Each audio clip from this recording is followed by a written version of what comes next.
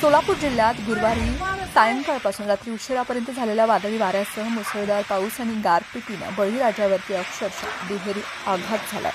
गुढीपाडव्याच्या सणाच्या दिवशी निसर्गाच्या या अवकाळी प्रकोपामुळे द्राक्ष, आंबा, ज्वारी, गहू, हरभरा आणि कांदा या प्रमुख पिकांचं मोठ्या प्रमाणामध्ये नुकसान झालं असून शेतकरी पुन्हा एकदा आर्थिक संकटाच्या खोईत लोटला आहे। दिवसभर कडक उन्हामुळे वातावरण तापलं असताना सायंकाळी 5 नंतर अचानक हवामानामध्ये बदल झाला। विजांच्या कडकडाटासह सुरू झालेल्या पावसानं काही वेळामध्येच रौद्र रूप धारण केलं आणि रात्री उशिरापर्यंत सुरू असलेल्या या पावसात अनेक ठिकाणी जोरदार वारं आणि गारपिटी झाली। त्यामुळे शेतीमधील उभी पिकं अक्षरशः जमीनदोस्त झालेत। उत्तर सोलापूर तालुक्यामध्ये पडसाळ येथील शेतकरी अंकुश शिरसट यांच्या द्राक्षबागेला या वादळाचा सर्वाधिक फटका बसलाय। रात्री 11:15च्या सुमारास झालेल्या वादळात त्यांची 3 एकर द्राक्षबाग पूर्णपणे कोसळली। यंदा द्राक्षाला चांगला बाजारभाव मिळत असतानाच डोळ्यांदेखत सुमारे 50 लाखांचं नुकसान झाल्यानं शिरसट कुटुंबियांवरती आर्थिक संकट कोसळले। त्याचबरोबर बेदाणा तयार करण्यासाठी ठेवलेल्या रॅकवरील सुमारे 60 ते 80 लाख रुपयांच्या मालाचंही मोठं नुकसान झालंय। माढा तालुक्यामधील विठ्ठलवाडी, उपळाई खुर्द, मोडणी परिसरामध्ये गारपिटीनं थैमान घातलंय। विजांच्या कडकडाटासह झालेल्या पावसामुळे फळबागांचं मोठ्या प्रमाणामध्ये नुकसान झालंय।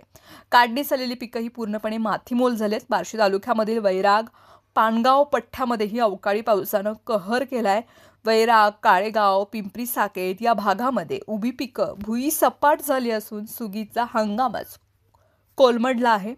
उपळाई खुर्द परिसरामध्ये आंब्याचा मोहर मोठ्या प्रमाणामध्ये गळून पडला असून चिक्कूची फळं ही झाडाच्या खालीच कोसळलीत। त्यामुळं फळबागधारक शेतकरी मोठ्या चिंतेमध्ये आहे। अचानक झालेल्या पावसामुळे शेतकरी आणि मजुरांची मोठी धावपळ उडाली।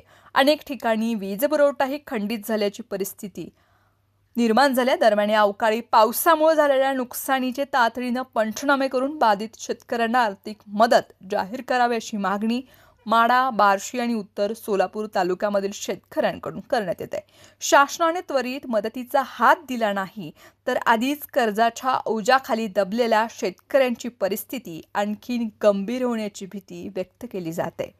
या नैसर्गिक आपत्तीनं पुन्हा एकदा बळीराजाचं कंबरट हे मोडलं असून सणाच्या आनंदावरतीच विरजण पडलंय। आता शासनाकडून तातडीच्या मदतीची अपेक्षाही व्यक्त होत आहे।